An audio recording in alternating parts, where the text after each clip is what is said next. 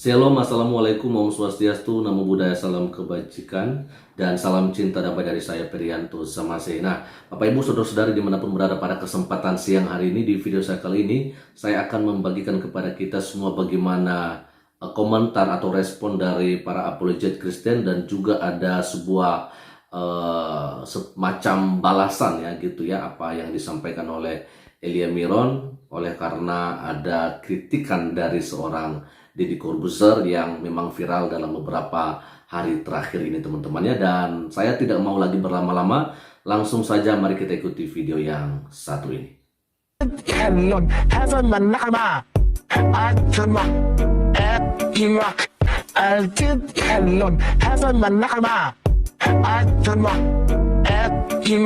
Muhammadin di kota hasta Allah.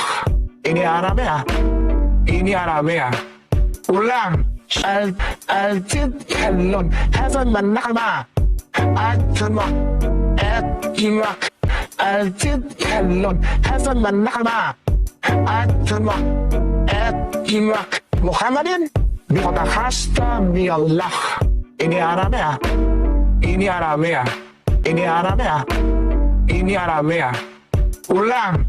Al-Tidkallun Hazan Manama Atma Imak Muhammadin di kota hasta Allah. Ini Arabia. Ini Arabia.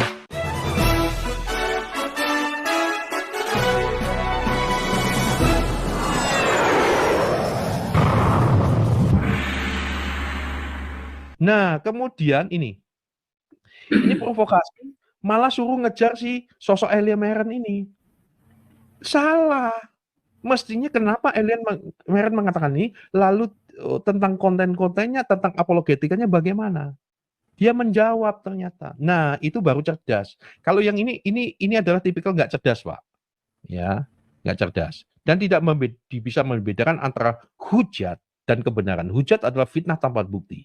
Dan dia tidak bisa membedakan antara usulan dan penistaan. Karena ini menggunakan hak. Wah, ini tafsirannya salah di sana. Loh, kita kan orang Kristen, kamu bahas. Kan nggak lucu. Di Al-Quranmu tuh ada tafsir-tafsir yang ngarahnya ke Kristen loh. Di Alkitab nggak ada ngarahnya ke Al-Quran. Kenapa? Karena kami udah fix sempurna. Kalian memaksa diri untuk menyempurnakan, maka dari itu sampai, coba ada tafsir-tafsir, terus waktu itu kita pernah bahas sampai apa buku, apa itu nggak ada semua. Itu ada di tafsir di Al-Quran loh. Nah, sekarang kalau mau masuk ranah kamar orang, apakah itu bukan penistaan? Ini pertanyaan loh ya. Apakah itu bukan penistaan? Di sana kamu membahas Alkitab kami, bukan di ayat-ayat Al-Quran yang ada tafsirnya masuk di sana ada. Oke. Loh, itu kan masuk kamar orang. Sekarang kamu teriak-teriak kami masuk kamar orang. Ingat, yang melakukan apologetika bukan hanya Elia Meren. Semua apologis Kristen yaitu menjawab.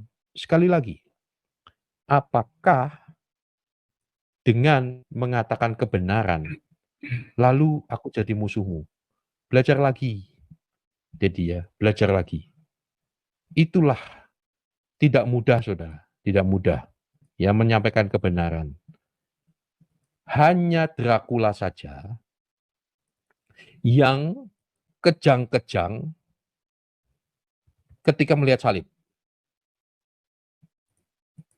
Tetapi salib itu adalah suatu keindahan.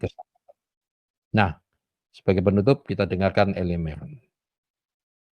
Adalah apologetika. Jadi apologetika adalah bagaimana kita tentu saja. Jadi yang kita lakukan adalah apologetika. Jadi apologetika adalah bagaimana kita mempertanggungjawabkan dan mempertahankan ajaran yang kita anut daripada serangan-serangan dan tuduhan-tuduhan yang dilontarkan.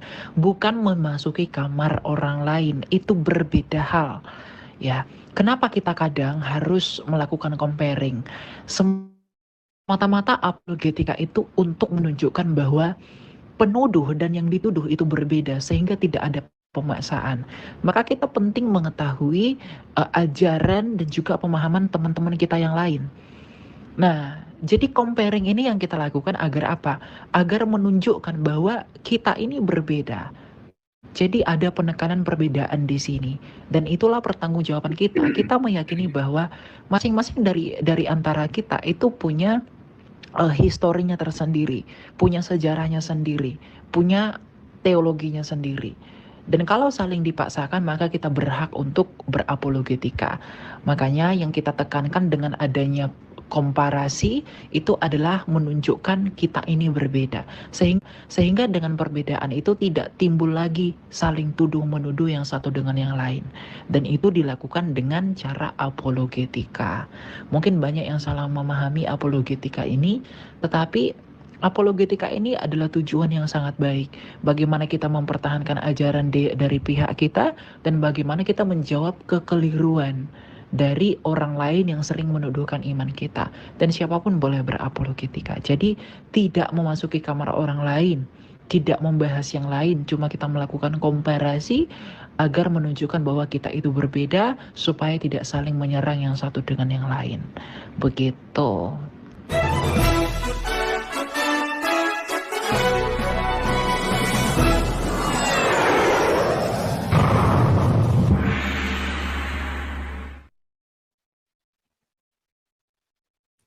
Tuhan memberkati. Pak Ging, silakan. Yes, wow, luar biasa. Teman-teman semua, dimanapun berada, pagi ini kita telah mendengar pemaparan yang luar biasa, satu khotbah yang luar biasa tentang apologetika. Jadi, memang banyak sekali orang yang tidak memahami iman Kristen, lalu mereka mengupas-ngupas tentang Alkitab. Jelas itu adalah keliru. Karena mereka tidak beriman kepada Tuhan Yesus Kristus. Mereka tidak percaya kepada Alkitab, bahkan mereka katakan Alkitab sudah dipalsukan. Bahkan ada lagi seorang ustadz yang mengatakan Alkitab ini Spanyol, separuh nyolong. Ya, mereka menuduh tanpa bukti, tanpa data yang valid kata si bangkai keledai dungu itu. Jadi saya tidak pernah berjumpa dengan seorang mualaf yang cerdas selama ini ya. Apapun yang mereka katakan, yang keluar dari mulut bibir mereka adalah dusta, adalah penipu, bohong. Itu yang saya lihat video-video mereka yang ada di YouTube sampai hari ini. Jadi Bapak Ibu, saudara-saudara yang terkasih di dalam Yesus Kristus, kalau kita mendengar hari ini apa yang Pak Heri katakan bahwa kebenaran itu pahit bagi mereka yang berada di dalam kegelapan. Apakah dengan aku mengatakan kebenaran, aku menjadi musuhmu? Nah, ini perlu diperhatikan.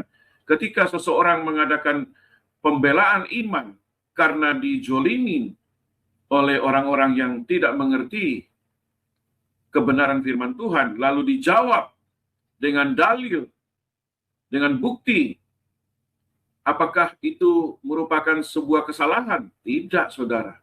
Selama ini, kami, anak-anak Tuhan, orang Kristen, berdiri membela iman kami. Itu karena ada orang-orang yang menista iman kami selama 1400 tahun. Ya, mereka menista dengan mengatakan Yesus menikah, Yesus punya anak, Yesus melakukan hal-hal yang tidak senonoh dengan keledai. Mereka menuduh semua itu, bahkan ada yang mengatakan Yesus itu sama dengan iblis. Ini saudara penistaan yang sangat parah, tetapi tidak ada keadilan. Mereka kalau berkata demikian, mereka mengatakan bahwa itu adalah dakwah mereka. Tetapi ketika kita menjawab apa yang mereka tuduhkan dengan berapologetika, dengan apologis, ya kita menjawab pembelaan iman kita, mereka mengatakan itu penistaan. Ini tidak fair, saudara. Ya, ini tidak adil. Jadi sila kelima, keadilan sosial bagi seluruh rakyat Indonesia itu masih sebatas wacana saja. belum bisa berjalan dengan baik. Karena masih banyak minoritas di negeri ini yang ditekan dan tidak mendapat keadilan yang sesuai. Ya, kita melihat bagaimana ketika orang beribadah, tiba-tiba ada seseorang masuk dan menyetop ibadah itu. Apakah ini yang disebut anak bangsa? Apakah ini yang disebut orang beragama? Kalau orang beragama, orang itu bisa mengakui dan menerima agama orang lain. Itulah agama. Makanya saudara, kita harus lebih dari agama. Kekristenan itu lebih dari agama. Bukan sekedar agama, tapi lebih jauh di atas agama. Karena kekristenan itu mengajarkan bagaimana kita berinteraksi, berhubungan dengan Bapa di surga. Itulah kekristenan. Bukan sekedar agama biasa. Kalau kita, orang beragama saja berhenti sampai di situ, maka kita menjadi orang yang berpolitik. Maka tidak heran banyak orang beragama, dia sedang berpolitik. Sedang main politik. Karena itu mereka membela agama. Jadi saudara, berbeda dengan kekristenan. Kita tidak membela agama. Kita membela iman kita yang disalahartikan. Yang selama ini dikatakan Yesus menikah, Yesus bukan Tuhan, Yesus hanya utusan tok. Lalu kita membantah dengan data-data. Karena di kekristenan itu datanya begitu banyak sekali. Kita punya data-data manuskrip, puluhan ribu lembar, saudara. Jadi, tidak terbantahkan Alkitab. Ya, merupakan fakta sejarah yang tidak bisa dibantah. Tetapi ada orang yang mencuri nabi-nabi Israel, lalu mengganti-ganti namanya. Lalu mereka mengkafir-kafirkan bangsa Israel dan orang Kristen. Ini tidak fair. Ini tidak adil. Ini munafik, saudara. Jadi pagi ini jelas ya, seorang yang dikatakan presenter, bekas presenter, ya seorang yang bekas pemain sulap, mau menguliti iman orang lain dengan berkata, Anda telah memasuki kamar dan ini adalah ranah yang sangat sensitif. Itu keliru, saudara. Ya, Mr. Daddy, kalau Anda tidak paham tentang iman Kristen, tidak paham tentang apologis, saya kira Anda harus wajib tutup mulut, jangan berbicara sembarangan. Semakin Anda berbicara, semakin kelihatan kebotolan Anda. Oke, dan itu aja yang bisa saya bagikan kepada kita semua pada kesempatan siang hari ini, teman-teman. Saya percaya bahwa kita tentunya sudah sangat mengerti sekali ya. Sebenarnya memang saya juga agak merasa aneh terhadap seorang Deddy Corbuzier yang saya pikir selama ini adalah orang yang berwawasan luas. Tetapi soal yang satu ini memang beliau harus belajar lagi ya, karena saya pikir dia tidak mengerti soal ini ya kan. Dan boleh saya katakan sebenarnya bukannya kami sebagai apologet Kristen yang masuk kamar orang lain, tidak seperti begitu. Tapi Deddy Corbuzier seharusnya tahu bahwa dari kalian ya, dari seberang yang duluan melakukan serangan terhadap kami orang Kristen soal ajaran-ajaran yang seringkali diputarbalikkan oleh saudara-saudara kami yang banyaknya itu adalah mualaf-mualaf. Ya, katakan seperti Ahmad Kainama, Yahya Waloni juga, dan banyak ustadz-ustadz lainnya seperti Ustadz Abdul Somad, ya kan. Dan saya pikir kami kalau misalnya diserang seperti itu atau semacam ajaran-ajaran kami yang diputarbalikkan pengertiannya oleh kalian-kalian, maka wajar kalau kami pun harus memberikan pertanggungan jawab. Ya, artinya kami harus menangkis semua serangan-serangan yang kalian lakukan terhadap kami, dan kami punya hak untuk itu. Ya, jadi jangan justru ini malah seperti diputarbalikkan. Kami yang menyerang, bukan. Kami hanya menangkis dan melakukan semacam pelurusan daripada setiap ya, pernyataan-pernyataan kalian yang selalu ingin menyerang dan menjelek-jelekan, memfitnah ajaran agama kami sebagai orang Kristen. Hanya itu yang bisa kami lakukan. Kami tidak akan melaporkan kalian karena bagi kami ya udah memang mungkin ya pikiran kalian hanya bisa sampai di situ ya kan, dan kami juga tidak mau demo berjilid-jilid seperti apa yang kita lihat hari-hari ini. Ya kan, jadi itu aja lah ya.